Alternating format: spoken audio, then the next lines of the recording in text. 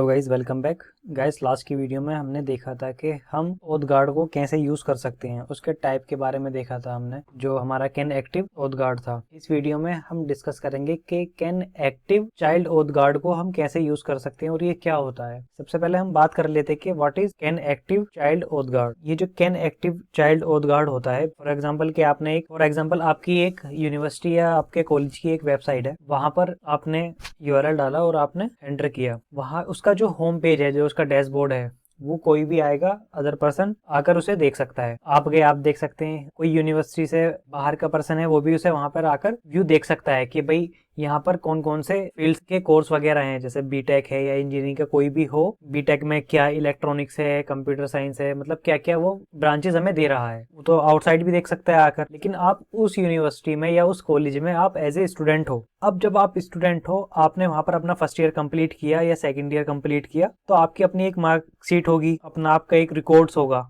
Student का, attendance का, सब जो भी है। तो आपका वहां पर जो एक पोर्टल होगा जिस पर कोई भी अभी आकर व्यू कर सकता है कोर्स वगैरह को कि इस कॉलेज में क्या क्या कोर्स हैं। लेकिन एक पोर्शन होता है कि स्टूडेंट लॉगिन, कि यहाँ पर स्टूडेंट ही लॉगिन करे, क्योंकि वो हमारे स्टूडेंट का डेटा है। ऐसे भी कोई आकर नहीं देख सकता, अगर कोई आएगा भी तो वहां पर वो लॉगिन नहीं कर पाएगा। तो आपको आपके कॉलेज ने कोई लॉगिन क्रेडेंशियल वगैरह दिए होंगे जिसे आप जाकर लॉगिन करोगे और आप अपनी मार्कशीट देख सकते हो, आप अपना रिजल्ट देख सकते हो वहां पर कि भाई मेरा फर्स्ट ईयर का या फर्स्ट सेम का क्या था, सेकंड सेम का क्या है। इस तरीके से आपके कॉलेज में या आपकी क्लास में मल्टीपल स्टूडेंट हैं, तो उन मल्टीपल स्टूडेंट का अलग अलग लॉगिन होगा। तो उस लॉगिन, जो वो लॉगिन है, उस लॉगिन के अंदर जो आगे के कंपोनेंट हैं या आगे का जो डिजाइन है या आगे का जो इंटरफेस है, ये जो आगे का डैशबोर्ड है, वो सिर्फ आप देख सकते हो, आउटसाइड तो नहीं देख सकता ना, कि कॉलेज से बाहर का बंदा देख सकता है। इसी तरीके से ना कि कोई कॉलेज से बाहर का नहीं देख सकता। ऐसे ही टीचर है, टीचर का अपना एक पोर्टल होगा, वहां पर वो स्टूडेंट का रिकॉर्ड्स देख सकते हैं। आप एज ए स्टूडेंट वहां पर नहीं देख सकते, टीचर का लॉगिन नहीं कर सकते ना एज ए स्टूडेंट, ठीक है। तो वहां पर क्या चीज यूज कर रखी है,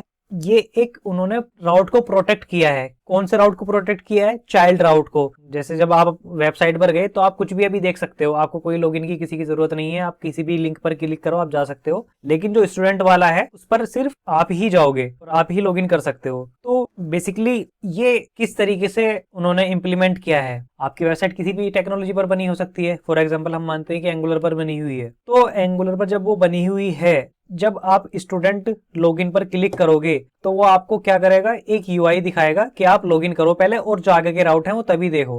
वो हम किस तरीके से कर सकते हैं, वो हम can active child oath guard का यूज करके कर सकते हैं। Can active child oath guard क्या करता है, आपके एप्लीकेशन के चाइल्ड राउट को प्रोटेक्ट करता है। किस तरीके से करता है वो हम आपको अब दिखाते हैं। यहाँ मैं अपने प्रोजेक्ट पर आ गया। आने के बाद में मैं CMD और ओपन कर लेता हूँ, माई टू डू ऐप। यहाँ CMD ओपन करूंगा मैं, और यहाँ इसे ओपन करने के बाद में सबसे पहले मैं क्या करता हूँ, कुछ कंपोनेंट क्रिएट कर लेता हूँ जिस कंपोनेंट की हमें ज़रूरत होगी। सबसे पहले मैं आता हूँ ng generate C4 component, home component, उसके बाद अबाउट स्टूडेंट, मैं ओथ गार्ड और क्रिएट कर लेता हूँ ng जनरेट ओथ चाइल्ड। ये नेम आप कुछ भी दे सकते हैं यहाँ पर, G4 गार्ड, और यहाँ ये G4 जनरेट, और ng मीन्स एंगुलर। मैंने एंटर प्रेस किया तो ये पूछता है आपको कौन सा गार्ड क्रिएट करना है। Can activate child, can deactivate, can match. हमें क्या करना है, एरो डाउन करना है, यहाँ पर कैन एक्टिवेट चाइल्ड हमें यहाँ पर क्रिएट करना है। मैंने यहाँ स्पेस एंटर किया, उसके बाद एंटर, तो ये हमारा ओथ गार्ड यहाँ पर क्रिएट हो गया है। अब मैं क्या करता हूँ, मैं अपने होम कंपोनेंट पर आऊँगा, यहाँ पर मैं कुछ राउट दे देता हूँ। सबसे पहले मैं राउटिंग बना लेता हूँ कि हमें राउटिंग भी तो बनानी होगी ना। मैं यहाँ आया, उसके बाद में मैं राउट क्रिएट कर लेता हूँ होम, अबाउट और स्टूडेंट का।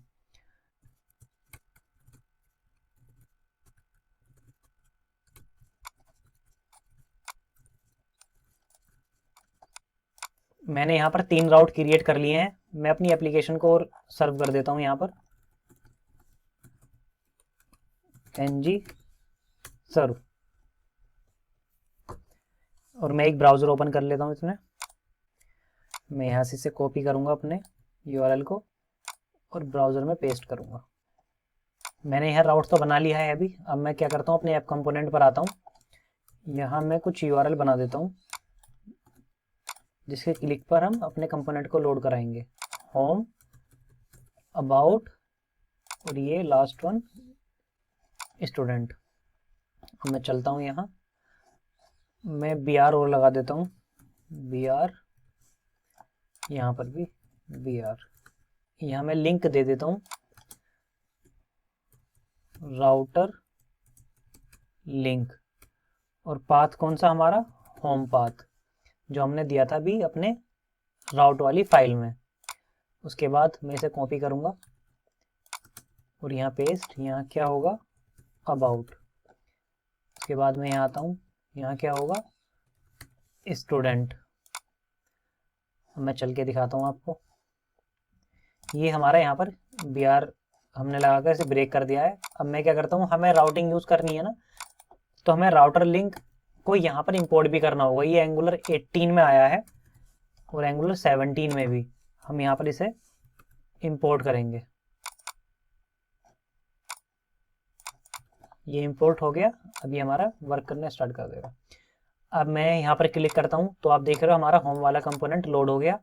अगर मैं अबाउट पर क्लिक करता हूँ तो अबाउट कंपोनेंट लोड हो गया। अगर स्टूडेंट पे क्लिक करता हूँ तो स्टूडेंट कंपोनेंट लोड हो गया है। इसके बाद हमें क्या करना है, जैसा कि मैंने आपको बताया कि आप नॉर्मली एक वेबसाइट पे जाओगे, कोई भी आएगा तो वो यहाँ पर अबाउट के बारे में देख सकता है। भाई कोई कॉलेज की वेबसाइट पर आया कि अबाउट में क्या क्या है, होम पर क्या है, लेकिन स्टूडेंट पर आया, वो स्टूडेंट पर आने के बाद में अब स्टूडेंट ही तो डेटा देख सकता है ना अपना, अपनी मार्कशीट वगैरह को। तो उसके लिए हम अब सिनेरियो बनाते हैं। मैं क्या करता हूँ, एक स्टूडेंट वाले कंपोनेंट पे जाता हूँ। सबसे पहले इसका डिजाइन यहाँ से चेंज करता हूँ। पहले ना मैं कुछ UI बना लेता हूँ लॉगिन के लिए।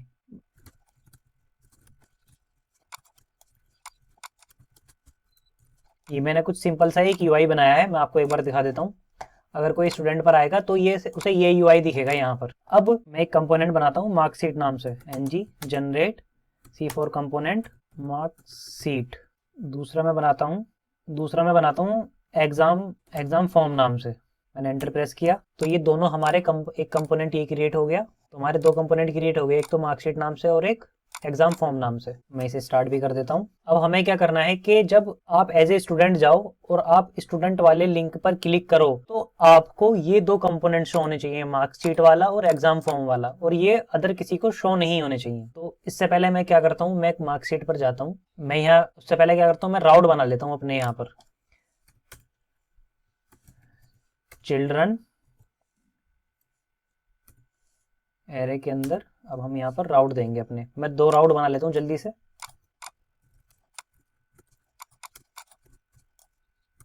ये हमने 2 चाइल्ड राउट बना लिए हैं। एक तो मार्कशीट का, उसका मैंने पाथ दिया है रिपोर्ट्स। एग्जाम फॉर्म कंपोनेंट का, उसका पाथ दिया है मैंने फॉर्म। अब मैं क्या करता हूँ, स्टूडेंट वाले कंपोनेंट पर जाता हूँ। ये जो हमारा लॉगिन था, कौन सा, स्टूडेंट वाला, जब यहाँ पर वो यूजर एज ए स्टूडेंट आप आए, आपने अपना यहाँ पर क्रेडेंशियल डाला, उसके बाद में आपने लॉगिन किया, तो आपको ही वो कंपोनेंट दिखने चाहिए। वो हम कैसे करते हैं अब दिखाता हूँ मैं आपको। सबसे पहले मैं इनपुट बनाऊंगा। यहाँ इनपुट बना लिया मैंने। उसके बाद में मैं टेम्पलेट रेफरेंस वेरिएबल यूज करूंगा इस इनपुट की वैल्यू गेट करने के लिए।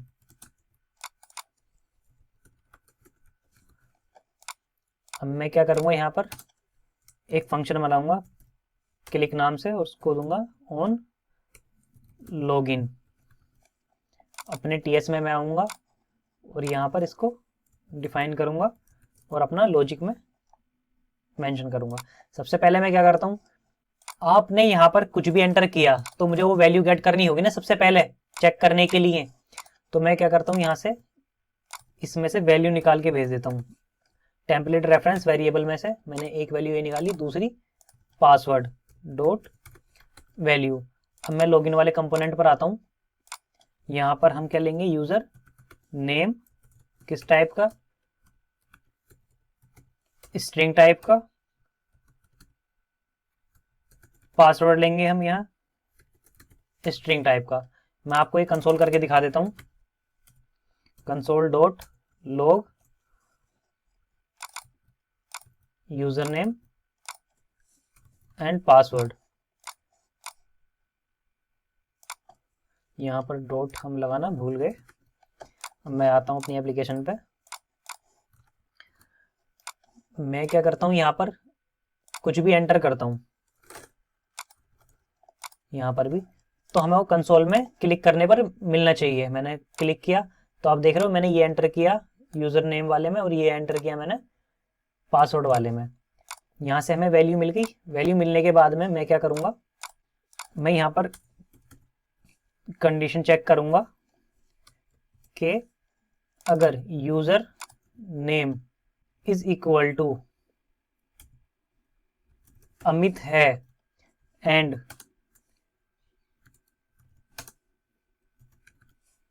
पासवर्ड इज इक्वल टू 1 2 3 4 5 है, तो क्या करे, वो रिडायरेक्ट कर दे उसे।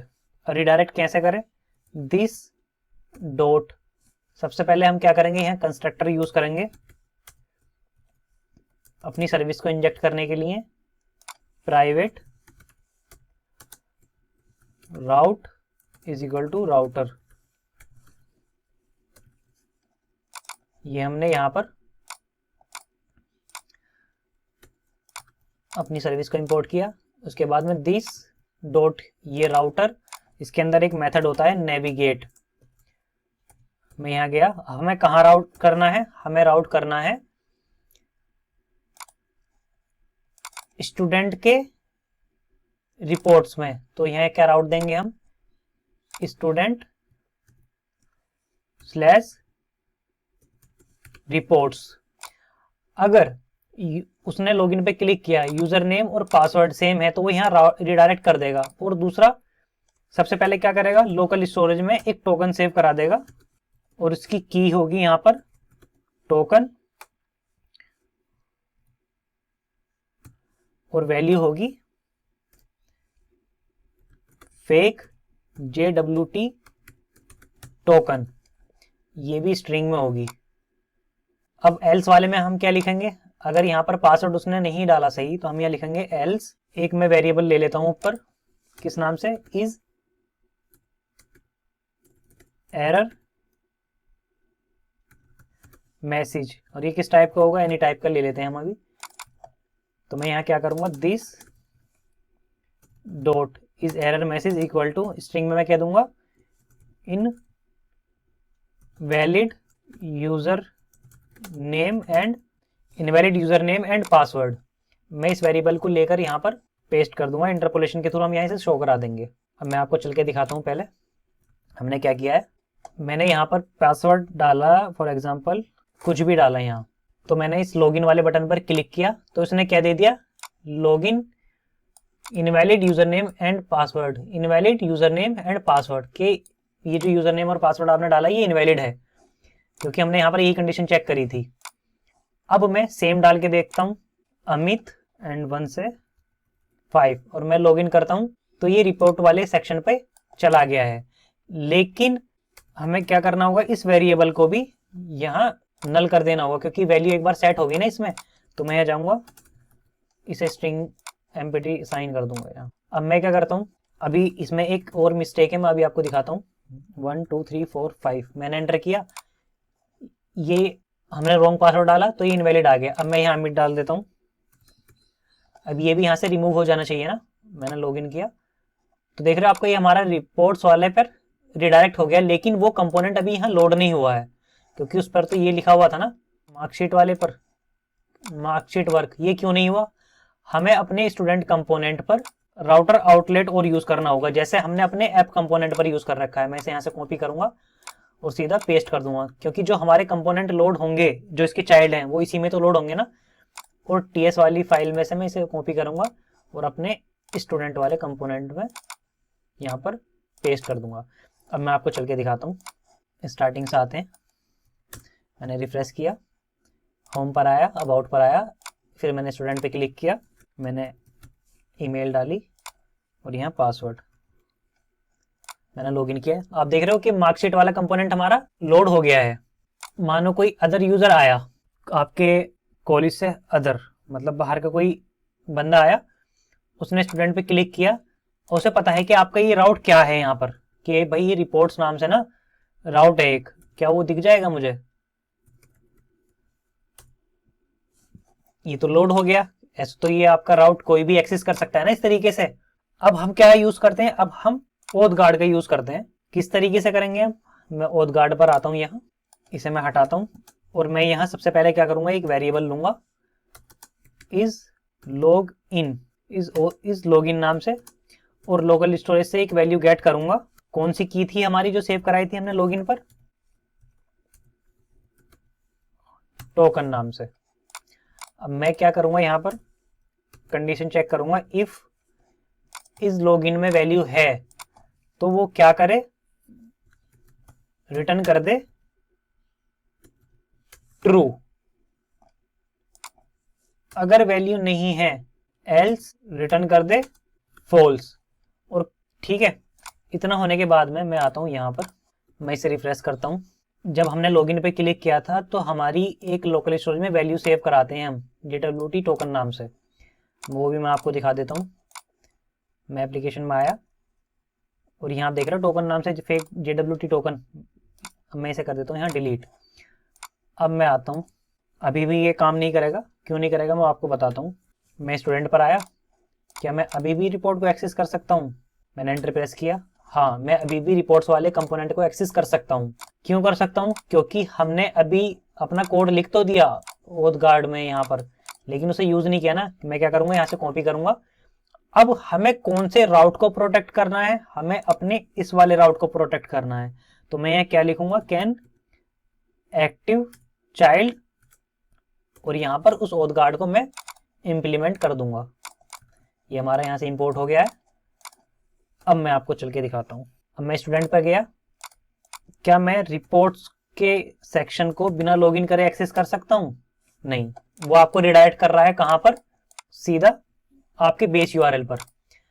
अब मैं एज ए स्टूडेंट आया, मैंने यहाँ पर अपना पासवर्ड डाला, क्या पासवर्ड था हमारा, अमित। मैंने यहाँ पर यूजर नेम डाला, क्या यूजर नेम था हमारा, अमित।